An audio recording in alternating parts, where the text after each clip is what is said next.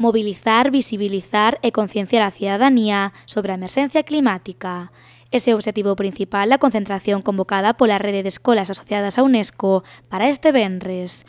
Unha protesta con motivo da Folga Mundial polo Clima que terá lugar na Praza da Peregrina ás 12 da mañá.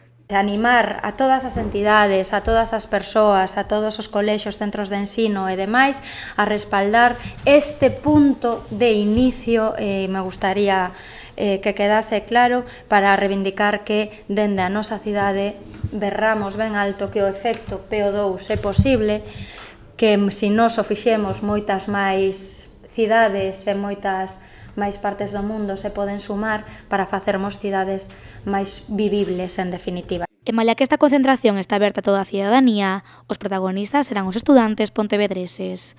Eles serán os encargados de ler un manifesto e demostrar as consecuencias locais desta crise climática.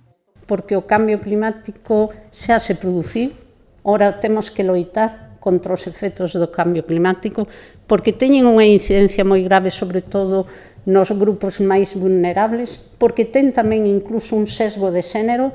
As mulleres sufren máis que ninguén tamén o impacto do cambio climático e nós pretendemos educar aos nosos nenos e as nosas nenas para que sexan conscientes de que a transformación no presente é o que vai a garantir o futuro deste planeta e o futuro do benestar de todas as persoas que habitan en ela. Co obxectivo de ter unha educación transformadora e sostible, os centros educativos de Pontevedra están traballando a través de diferentes actividades para preparar e para concienciar aos nenos e nenas sobre a emerxencia climática.